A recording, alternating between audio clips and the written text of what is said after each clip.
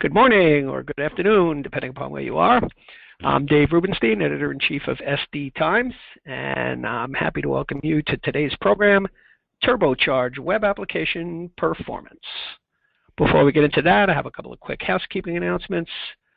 Today's program is going to be followed by a live Q&A. You can ask a question at any time during the program, and we'll answer as many as time allows at the end. To ask a question, simply go to the control panel, find the question window, type it in, hit submit, and as I said, we'll answer as many as we can. Secondly, today's webinar is going to be available on demand on the sdtimes.com website in perhaps the next 24 to 48 hours, and then you can listen to it over and over again to your heart's content. All right, so about today's program, as we've been reporting in SD Times, organizations are increasingly being asked to deliver sophisticated, data-intensive web applications and to do it faster than ever.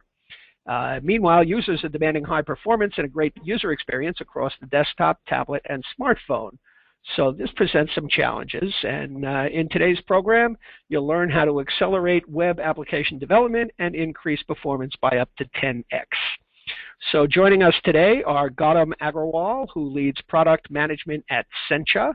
He's responsible for guiding new product strategies and roadmap initiatives across the SENCHA product portfolio.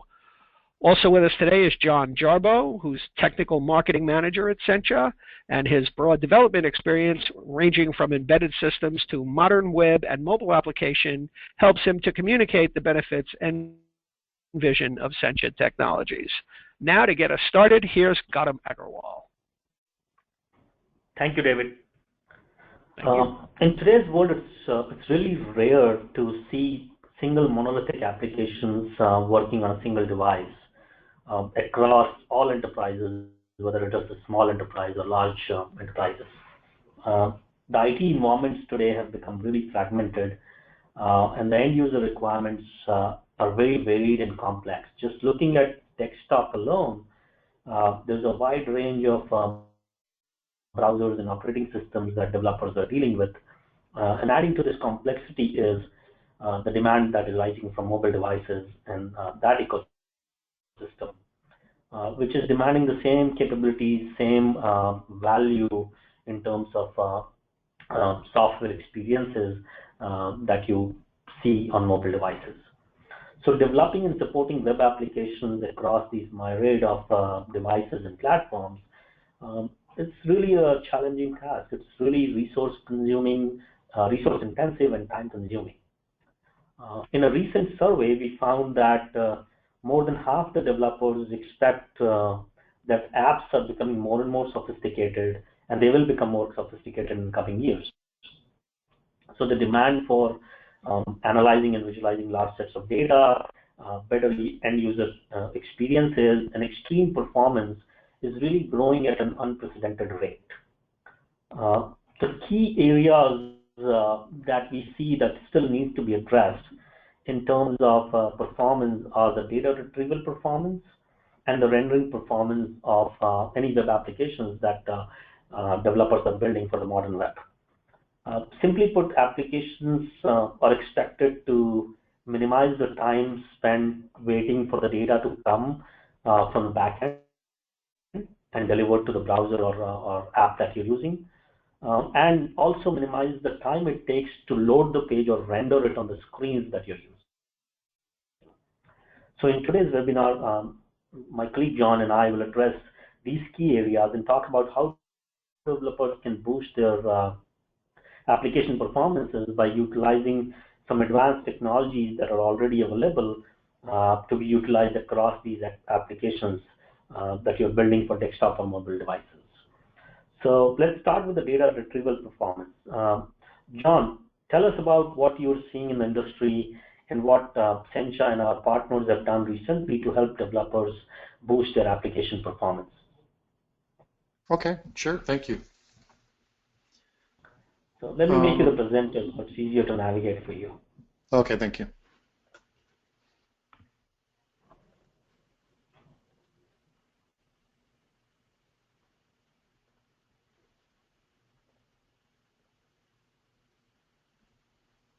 Okay, so I'll give it a couple of seconds here just for the slides to sync up, and then I will talk a little bit about kind of what data retrieval in web and mobile apps looks like. I'm going to just start from a general place, just because there is a lot of commonality between the different types of architectures that are in use today.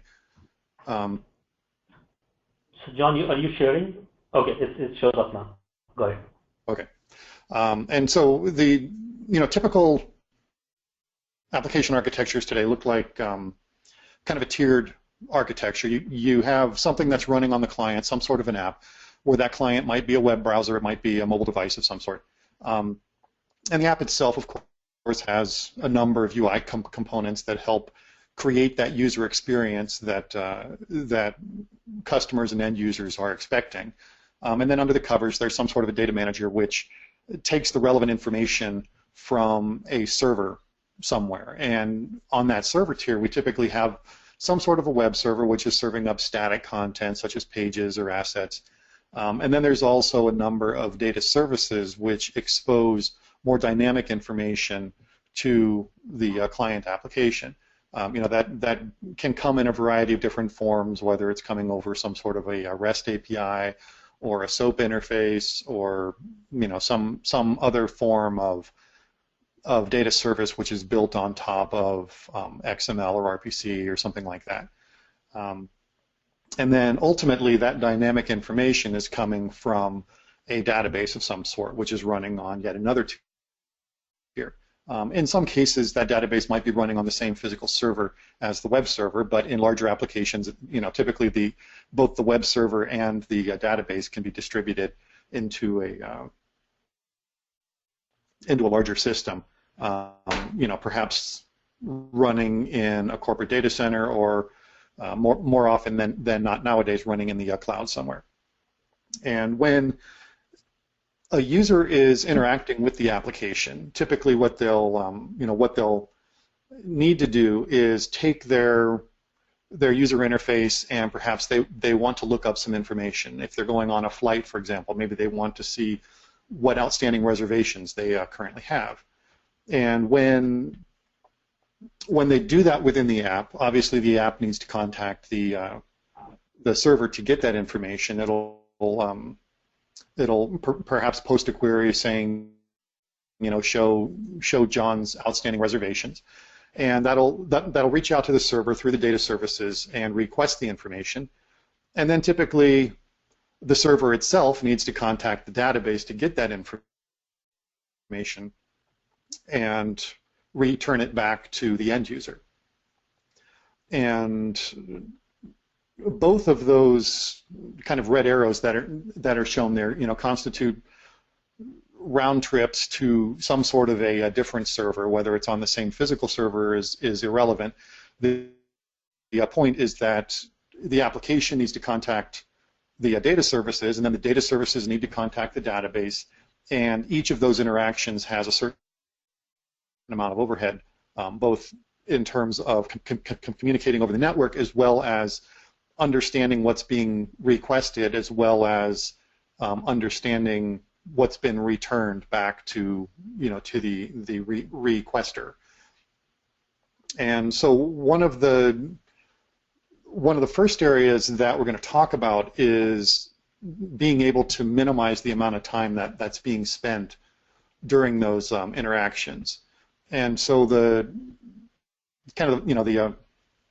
first scenario that I'm going to discuss is just caching information, where you have the same general architecture. You have the client, you have the server, you have the database, but in addition to having a web server which is serving up static content and perhaps dynamic content as well, there's also a cache that's sitting within the system somewhere. Sometimes that can be, integrated into the web application, where the application itself is managing some sort of a cache. But it can also be, a standalone cache, which is within the system, proxying information at various levels. It might be caching HTTP requests, It might be caching objects within the system. It could be a simple key value store, or it could be more sophisticated.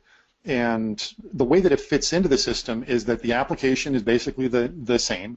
It's interacting with the server, perhaps requesting web resources, or at the data manager level, it might be interacting with the cache if the cache is presenting something like a REST API, and the cache itself, its whole job is to help minimize the number of times that it needs to go all the way to the database for an individual request from the client. We want the app, when it requests information, to be able to contact the cache and get that information immediately and send it right back to the client. Ideally, that will be faster than trying to serve it up from the server, both just the client to server communication.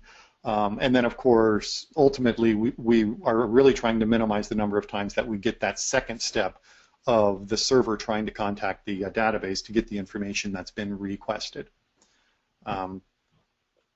And there are a number of different ways that this can be implemented. Some of them are what I like to call generalist caching. These would be things such as your HTTP cache or your browser cache, simple key value stores. They're generally not application or database specific. They're something that kind of works as a black box where you request something, and if it knows what it is, then it'll send it back to you. But really, these generalist caches don't understand the relationships between the pieces of data that are represented by the information that they're caching. And typically, they're going to be reactive simply because they don't understand those relationships. They can't really do much to intelligently decide or anticipate what you're going to need. And so, these will be things that, like a write-through cache or a read-through cache, where if you request information on flight 300, well, if when you request that the first time, it may not know about this flight, but then it'll request that information from the database server and perhaps cache the response that it got back, so that the next time somebody asks about flight 300, it can just send what it already knows instead of having to contact the database server again. There are a variety of considerations that need to be made within the cache to make sure that it's representing the right information to the end user, because the information that's been cached might become old, but I'm not going to get into those details. But the idea is that the cache stores information that it already knows and pushes it back to the client when it's requested. And there are strategies that you can use to build more information into the cache, such as when you first start up, if you know there are certain types of information that you want to have available immediately, so that you don't have that kind of initial delay for the first request. In the case of flight reservations, for example, you might kind of preload all of the flights that are scheduled for that day. Kind of a simple first step where you can kind of prime that cache with the information that you think is going to be useful during that particular day. And if somebody requests something that's not included in there, you can always go off to the server and get that information and put it in the cache. But to kind of speed things up for the common case, you can kind of preload the cache with the information that you think is going to be most interesting. And then on the other side, we have what I like to call specialist caching. These are caches that are application or data specific. They've been kind of built into the logic of the application, perhaps, or they're built around some sort of a common schema for the information that's going to be used. These might be caches that are, well, like I said, they could be built in the application, meaning that they're fully customized, but they could also be caches that are used for, like maybe mapping data, where there's a common schema to how the data is going to be organized, and you can build a cache around that. And since they are customized more for the application or the data, they'll typically understand the relationships between the data to some extent. And as a result, they're able to anticipate how the data is going to be used by the user. So instead of having to use some kind of a crude rule of thumb, like load all the flight information for today, you can offload some of that logic into the cache so that the cache can kind of self-maintain the information that's being used. And in both of these cases, the cache might be complete, meaning that it has all of the information from the database inside of it, or they can be partial, meaning that that they're representing only the things that have been used recently, for example, or that have been requested recently. And one of the benefits to using a specialist cache versus a generalist cache is that with the specialist cache, in addition to being able to pull up information about things that it already knows about or that it's been told to look up previously, the specialist cache can typically also help support and accelerate the process of exploring data, where the developer doesn't necessarily know beforehand what information the users are going to be pulling up. So especially in cases where you're using like some sort of a data visualization or you're working with a big data workflow, your users are often going to be trying to explore that data and understand what it's trying to expose to them. And with a generalist cache, they often can't do much to help accelerate. Well, when you know what information you want, they can cache that information and make it available to you quickly. But in those big data type workflows, typically they don't know what you're going to be looking for. And so it's more important to understand how the data relates to one another, so that when you request a piece of information, if you understand those relationships, then you can start pulling up related information at the time that the initial request is made. And so, when the user goes to request that information, it'll be already in the cache and available immediately, rather than the user having to wait for them to request the information and then the server has to go grab it off the database. It can be made available to them directly from the cache. And so, just as an example of one of these specialist caches, I'd like to talk about Ext Speeder, which is a specialist cache specifically built for accelerating XJS applications. XJS, of course, is SENCHA's JavaScript framework for building applications, specifically enterprise applications that are targeting mobile or web type environments. And I'm not going to go into the front-end side of things so much. Gautam's going to cover that a little bit later. I just want to talk a little bit about what kind of happens on the back-end side of things. For those of you who aren't familiar with XJS, it has an integrated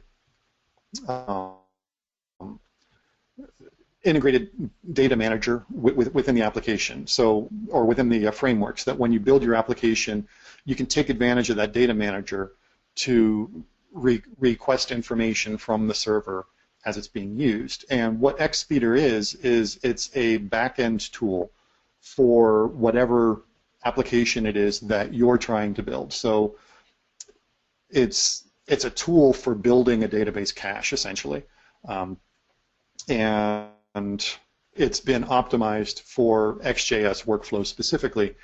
And so you use this tool to build an application which is going to simplify the development of the database application that you're trying to build. So if you're trying to build an airline app for a mobile phone, for example, then you would use Ext Speeder to build essentially an intelligent cache that understands what your data looks like and helps accelerate the use of that from the client app.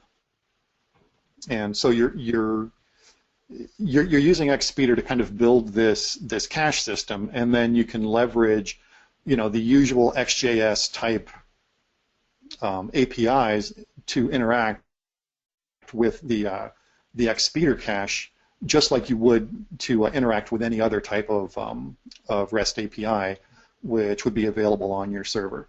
The main difference is that instead of having to build that REST API yourself, you can use Ext Speeder to not only build the REST API, but to perform a number of intelligent caching type capabilities into that data service that you're building. And of course, then you can use XJS to quickly build the client side.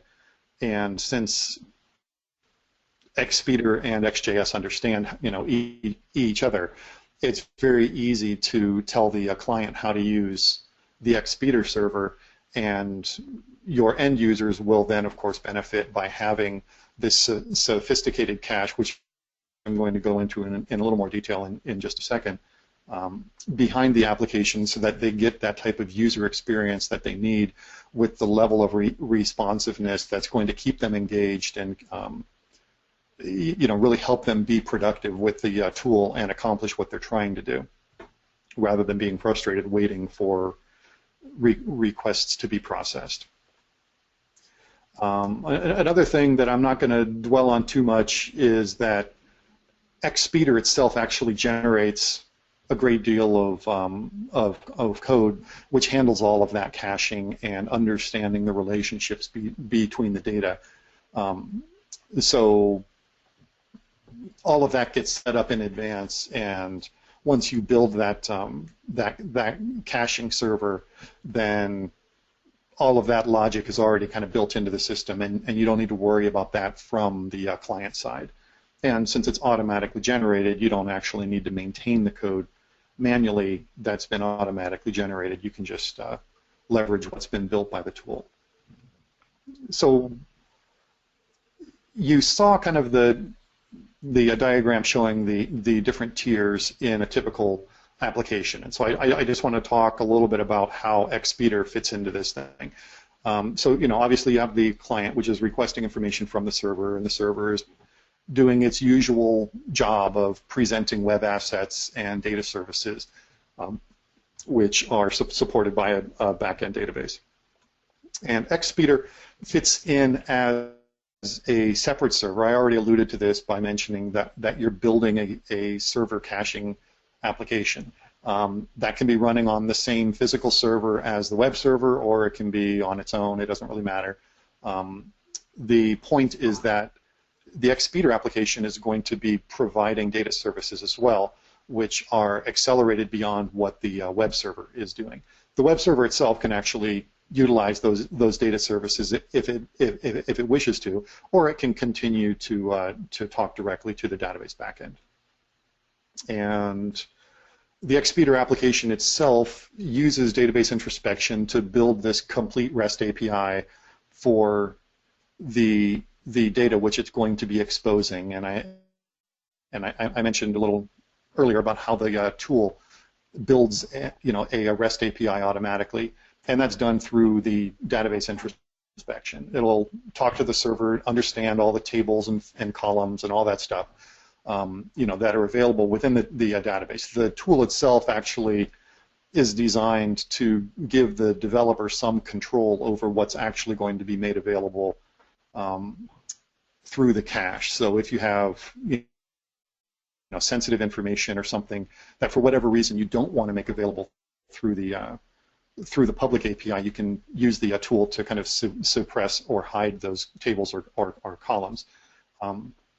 But if if you're not worried about that, then you can just use the information that it collects automatically from the database backend, and it'll basically convert that database into a REST API, which is then available to the client. And then all of the information from the database is actually pulled into that application at runtime. And when I say that, I mean it's actually pulling all of the data from the database into the cache.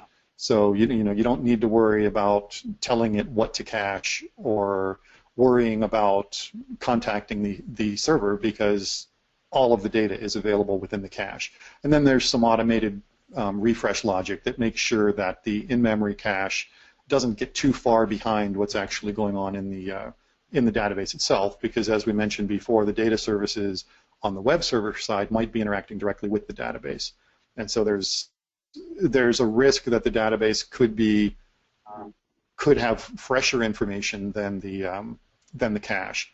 And Ext Speeder it has that automated refresh logic to try to stay as fresh as it can, and you can control how often that runs. But the reality is that you always have to assume that the Ext Speeder cache is going to be a little bit behind what's actually in the database. And if for whatever reason that's not an acceptable situation for your application, then Ext Speeder may not be a good fit, although there is a way to disable the cache so that you can leverage that automated REST API, the automatic generation of that REST API, without actually utilizing the caching that's going on within the server. Just whenever you request information, it'll always be passed off to the database backend. That ensures that the data is always fresh and up to date, but of course it doesn't really help you with the application responsiveness since you're always talking to the database backend with every request. Another thing that's a little different about the Ext Speeder cache is that it's not a simple cache of, for a particular table, if I request an object with a particular ID, it'll pull that and send it back to you. When it loads all that information into memory, it's actually building objects within memory. So if you have a foreign key to another table, for example, that'll be represented as essentially a pointer within the object. So when you request information from the cache, you'll be getting those objects back. And if you want to slice and dice that information slightly differently, it doesn't need to go and submit another request to the server specifying a different order for the response, or specifying a different type of join with the different tables that you're requesting. All of that memories, or all of that data is in memory within the cache, and so it can just quickly slice and dice the information to give you back what you want without having to go to the database, even if it's something that's totally customized and which no other user has ever requested. Okay, so now that I've explained all of that, I'm going to try to quickly go through kind of what the process looks like. In general, when you're running Ext Speeder, you get a real quick process of creating the cache application that you want. Really, all it entails is you connect to the database backend. There's a little GUI there which you can go through and specify what information you want to make available through the API. Then you click a button to generate the code, and then you run that application, and the information is available through the REST API, which was generated in the earlier step.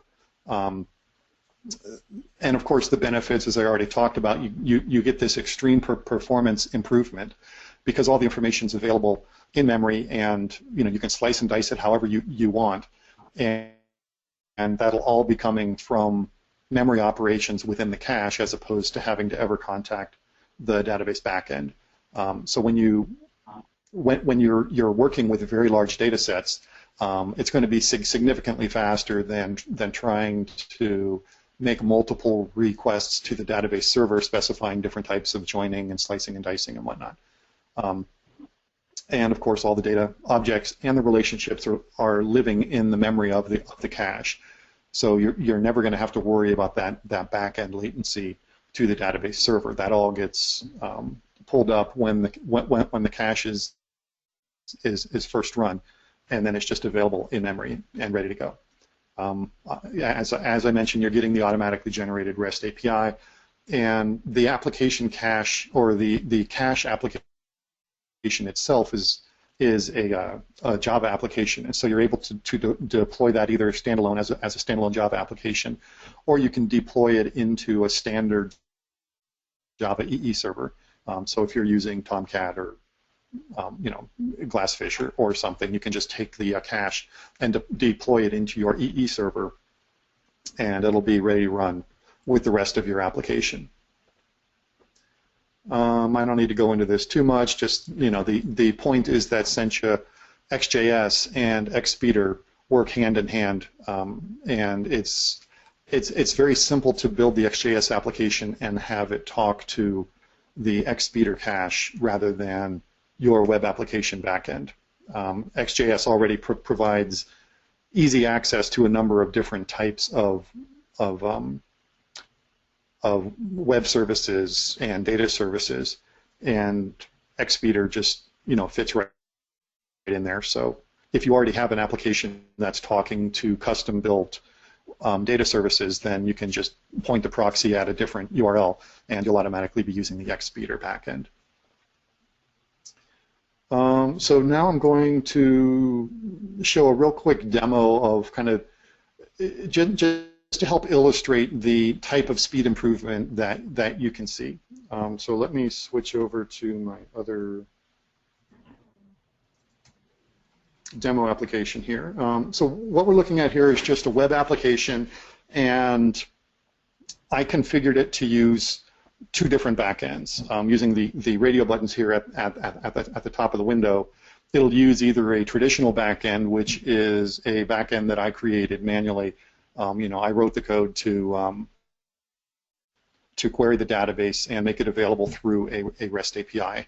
And then the other radio button, when I click that, it activates the Ext Speeder backend, which is doing the same thing. It's just utilizing the Ext Speeder application, which I built through the Ext Speeder tool. And at the bottom, you can see that there is some timing information. We have the amount of time that it takes to load the page, and I'll just refresh it so that we can see what I'm talking about. And on the traditional backend, when I load the page, this isn't a huge data set, but it takes a little less than half a second to load the information from the server. And when I go to the Ext Speeder backend, you can see that it takes less than 1/10 of a second, a little bit more than a 20th of a second to load that same information from the Ext Speeder cache. So that's a pretty significant performance improvement, and that's just kind of loading the basic information in the page.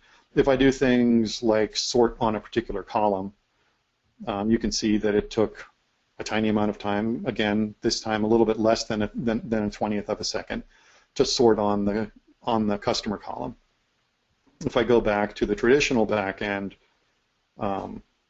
since it's contacting the database backend each time, you'll notice that there's more variability in terms of the amount of time that it took to load the page. In this case, it was actually a little more than a second. Last time it was about a half a second, so it's quite a bit slower. And the sorting was less than half a second, but still significantly more than less than 1/10 of a second that we had for the Ext Speeder. And if I go and filter things, I can add a simple filter here. I'll say G whatever. That filters the product column, and again, that took about 2/10 of a second in order to do that filtering. And if I switch over to Ext Speeder, you can do the sorting, and you can do the same. I already have that filter pre-filled. I'll just activate it with Ext Speeder. You can see that the total amount of time was almost 2/10 of a second for Ext Speeder, where it was almost, well, a little over 1.5 seconds for the traditional backend. And so the point that I'm trying to make here is that as your data setting increases, the size of your data set increases, you're going to be seeing longer and longer response times every time that you're querying the database. And even if you're not, it's because your ops people are doing a lot of optimization of the database instance on the back end, which obviously requires a lot of effort, both in terms of understanding where the bottlenecks are as well as implementing fixes to the database to make it accelerate those data accesses. By using Ext Speeder, you're actually able to automate a lot of that through the Ext Speeder application that's built by the Ext Speeder tool, and see much greater responsiveness with a lot less work on the development side of things. So let me switch back to the slideshow here, and with that I will hand it off to Gautam so that he can talk a little bit more about improvements that you can make on the front end side or the client side. Thanks, John. That was wonderful. I noticed that you're only dealing with 100,000 records, and that was a significant improvement with just 100,000 records. So let me change gears here a little bit. So as far as the other side of the performance goes, as I mentioned before, the complexity in application performance, the other side is the rendering of pages. Users today, they expect to have a smooth and nice interaction with their web applications, and we at SENCHA focus heavily on providing the components that are highly optimized for building your applications so that they can be rendered most efficiently. The SDK, the SENCHA XJS SDK that John was talking about, it comes with hundreds of pre-integrated high-performance UI components, and I'll show some demos in a second. It does have a data package, or what John referred as data manager, that literally helps you manage the application data within the browser, so you can minimize the round trip to the server. A lot of it has to be with optimizing your backend performance, your data retrieval, but the other aspect of it is also trying to make sure that you avoid round trips, because if you have all the data in the browser memory already, you won't have to do back and forth, and that's where the latency comes into the picture. In terms of the components that the framework offers, we even include sophisticated analytical components like grids and pivot grid charts, and I'll go over some of the visualizations as well. So let's look at some of the components that we offer. This is a simple application, which is what we call kitchen sink. It's basically a sink of all the components that are available for you to be able to build your applications. This is showing all kinds of UI components like buttons or gauges. I'm going to just keep clicking a form. You can build entire forms over here. All of these are optimized for both modern browsers and legacy browsers. So the other thing that people have to understand is that when it comes to rendering UI in a browser, you have to know the difference between the modern browser and the legacy browsers, which the legacy browsers, which is IE6, IE7, all the older IE browsers, they're still being supported by many applications because of whatever reasons, and it's really hard to actually build applications for those browsers. And so the abstractions that we provide with our framework that deal with all of those issues automatically. I want to go into one specific example of grids, like John in his application showed a grid that had a lot of data into it. So in terms of front end, we try to use some rendering techniques using buffering of the pages and buffering of the data. So as I scroll through this grid, you can see that I'm sifting through records in a very smooth way and really fast. And there's no choppiness, or there's no jitterness to the experience that you're seeing over here. And that happens because of two things we do. All the data that you get into the browser memory, we are buffering before it is rendered. So we only provide the application, we only fetch as much data as the application has to show, as opposed to fetching all the data that is at the back end.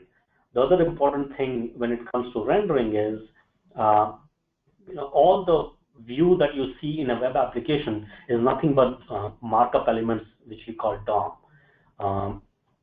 The more data you have, the more DOM you will end up creating. And so in terms to provide a better experience, we try to actually minimize the DOM so that the browser is more efficient. So in this grid, as I'm scrolling through, I'm swapping the DOM from top rows and adding it to the bottom, and vice versa, depending on the direction I'm moving, so that the page doesn't have a whole lot of DOM. So if you have, say, 10,000 records to display, there's no reason for the browser to generate 10,000 DOM elements, 10,000 DOM rows, because that would create the slowness in rendering. Obviously, you can only see like 20 to 30 rows at a time, so there's no reason to have all of them created ahead of time. And so the performance gain that we get is by swapping the DOM and creating only what is necessary as people scroll, as a user is scrolling through the data in the application. So those are some examples of rendering techniques that we used to optimize all these components that are pre-built, pre-integrated, tested across all platforms and browsers, so you can build really high-performance applications. So in interest of time, I'm going to switch over to something else which is related to data visualization that we talked about earlier in our presentation. So besides having these UI components, you might have noticed we have charts and D3, which is for data visualization that we provide out of the box for with our SDK. So when it comes to data visualization, in business context, there are really two main goals of data visualization: explanatory visualization and exploratory visualization. So explanatory is basically the data that you have. You're essentially seeking to tell a story to the user. Typically, you have the narrative, which you're trying to convey to the user. So, for instance, how much sales did we have last quarter? Or is my sales trending upwards or downwards? And regular charts and graphs, they do a very good job of depicting that in a visual format. And most visualizations that we come across in our web applications, or for that matter, any other format, is leveraging charts. On the other hand, there is exploratory data visualization that basically seeks to uncover patterns in the data. They're not really driven by the designer of the visual. The emphasis is on providing tools to the end user so that they can be more exploratory. They can uncover patterns inside the data and just notice some obvious trends and discover surprising insights from the data. It simply gives a way for a number of ideas for the viewer to make something meaningful out of it. So going into some of the examples, basic exploratory data visualizations, they use tabular displays or charts, as I mentioned before. So if you're using tables, it's an effective way to visualize data, but it's only useful if you're using limited data point. So I would recommend, if you're using tables to tell your story, make sure you're not showing too many columns and rows, because then the user will be lost and not make sense out of the data. As far as when it comes to charts, as I said, it's the most widely used explanatory data visualization methods, and we have a charting package that we provide with the SDK as well. It's purely because of its simplicity and how easy it is to comprehend the data. But there are some tricks and techniques that you should be using to make sure that the visuals you are creating are more meaningful and they don't distort the reality. So for instance, as an example, in the picture that you're seeing, at the first blush, you may see that the rightmost column is significantly bigger. But that's because it's the grand total of all the things, and that in a chart that should be avoided because it loses the comparative nature of the data you're trying to present. But that's all still exploratory visualization. Let's talk about exploratory data visualization. That's where you have massive amount of data, as John was presenting in his demo, hundreds of thousands of records, and now you're trying to discern those things and make some meaningful insights out of it. One of the things that has become very popular is the D3 library.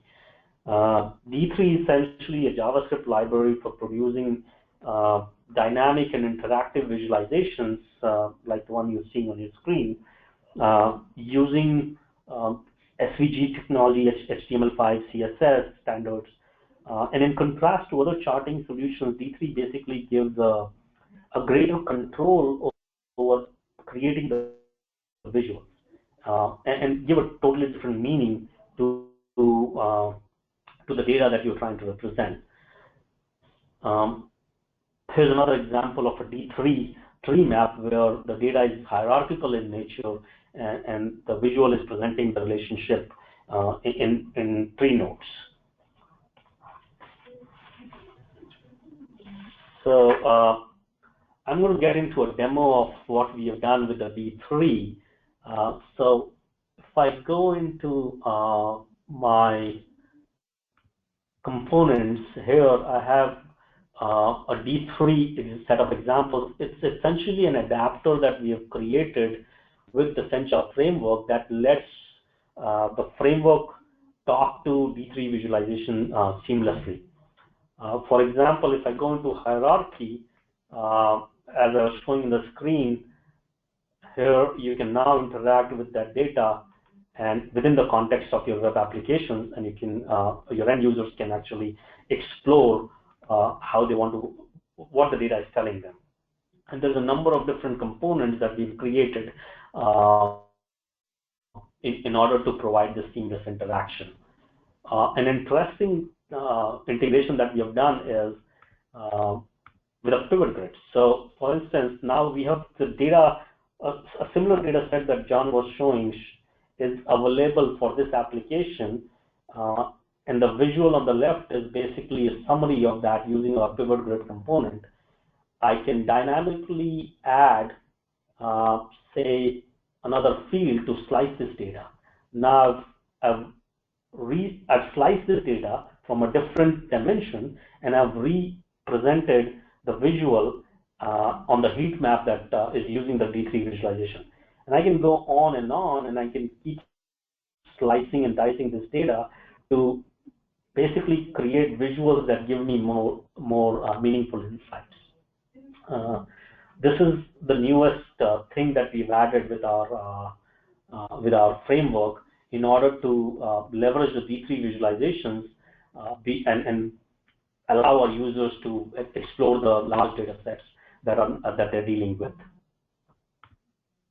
So in summary, SENCHA, together with our partners, we provide everything that you need to build really high-performant, data-intensive, and cross-platform web applications for all kinds of devices and platforms. So whether you're building a desktop application or a mobile application, you could use SENCHA technologies and tools to rapidly build and deliver those experiences on those devices. The advantage that we have is that you get a lot of comprehensive, set of UI components that can serve as a set of Lego blocks, so that you don't have to write a lot of code in building those applications. It's just assembling pieces of UI components and connecting them to data using the technology that we presented in a seamless way. In terms of the backend itself, we are pretty agnostic. It doesn't matter what backend the data is coming from. The ability to analyze and visualize is available as long as you can serve the data in a meaningful format. The other advantage that SENCHA's SDK has is that we stick to a JavaScript first paradigm. So you don't have to learn a whole lot of different languages to build your entire application experiences. You can just stick to JavaScript and build the entire application without having to learn the intricacies of CSS3 or HTML itself or any other language. And lastly, we have a professional enterprise support available for our customers in terms of training, in terms of technical support, maintenance, and services that we offer through our product portfolio. How do you get both EXT.js or SDK and the Ext Speeder that we demonstrated today? A free trial is available for both solutions. Just need to go to sencha.com/products and evaluate. You can download all our SDKs and tools that we have to build your applications, as well as you can go to extspeeder.com trial for downloading the backend piece of it that John was demonstrating. The other thing that I want to quickly mention about is that SENCHA, at SENCHA we annually host our developer conference, which is our big event of the year, and we're hosting it in Las Vegas this year on November 7th through 9th. And as an appreciation for our attendees today, we are giving you a code to save 20% on registration at SenchaCon. So just use the code TurboCharge20 to get 20% discount on SenchaCon. There's a lot of great technical sessions that will have all around how do you build great web application experiences using the latest modern technologies that are available from Sencha. So now, since we have only like 5 or 6 minutes left, I guess I'll open it up for Q&A. Over to you, David. Okay, thank you very much. So the first question was based on what you were talking about most recently, the D3 visualizations. Which of them can be utilized with the D3 adapter? So the adapter is essentially something we have written to be able to talk to the D3 visualization. The data layer can talk to the visuals. Using the adapter, you can literally pick up any visuals that is available in the D3 gallery. It doesn't matter what your what visual you want to create. The adapter basically makes D3 understand the data models inside of Sencha SDK. So you could use any visualization. All right.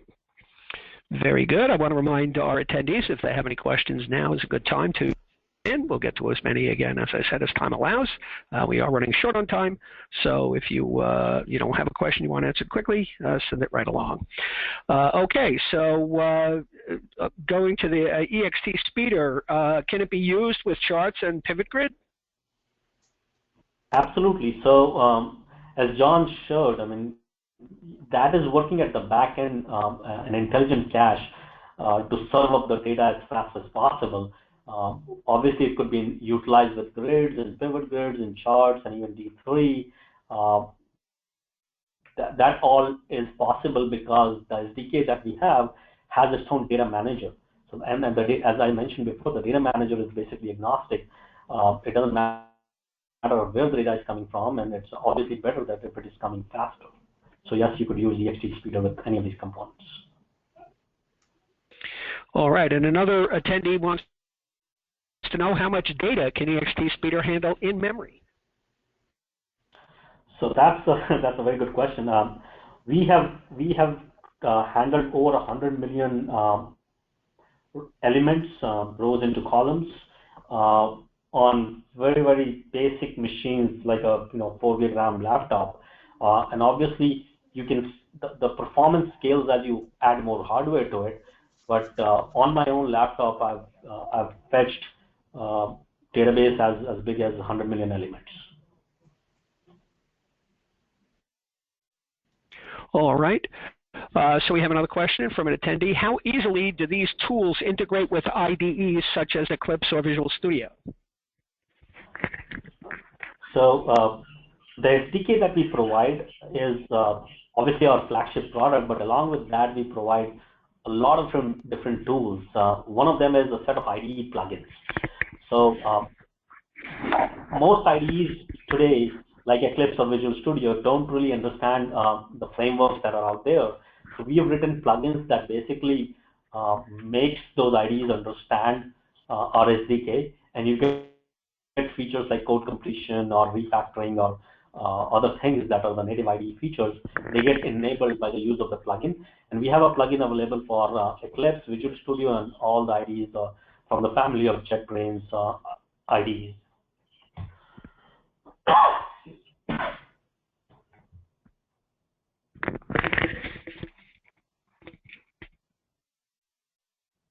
Okay. And the last question again, getting back to the Ext Speeder, how much effort is needed to utilize it in SENCHA applications?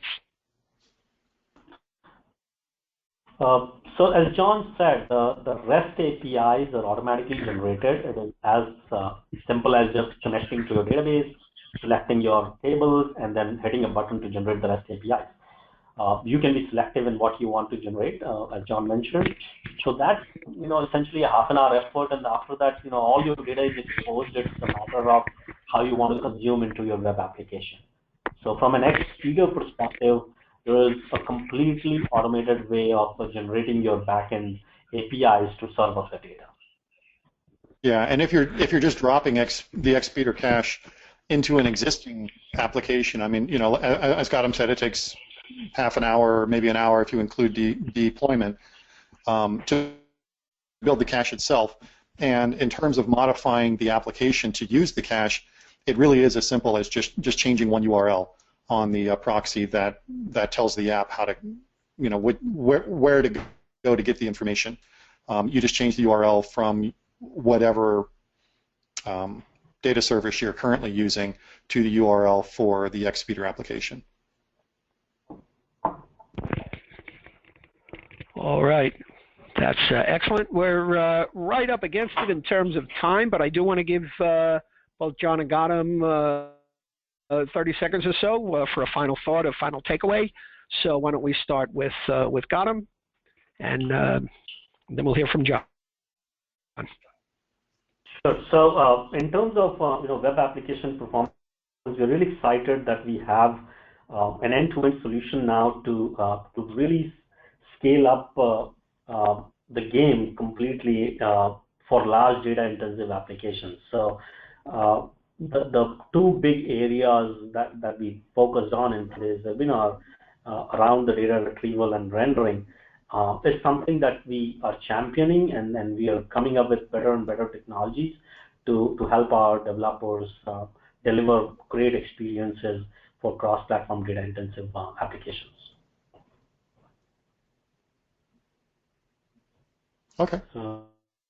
Thanks, Gautam. This is John. I guess one thing that comes to mind, or comes to my mind, is that we didn't really discuss it very much in this webcast, but part of the solution to improving application performance is not only choosing the right caching approach and leveraging some of these other front-end technologies that we talked about, but a large part of it is going to be just choosing the right components upon which you can build your application. As Gautam was mentioning, I mean, all of the components that are available through XJS are pre-built, they're pre-debugged, they've been optimized. They've utilized a lot of very advanced techniques to improve performance. And you don't need to do all of that yourself if you choose the right framework, or if you choose components that have already been optimized. You can really save yourself a lot of work and a lot of headache, because all of these details can really become a Pandora's box if you're trying to address all of this stuff yourself. So in addition to understanding how to improve this performance, it's also important to understand what you want to take on yourself and what you're going to let your tools and components take care of for you. Excellent. All right, great presentation. I want to thank Gautam Agrawal and John Jarbo from SENCHA, which of course was a sponsor of today's webinar.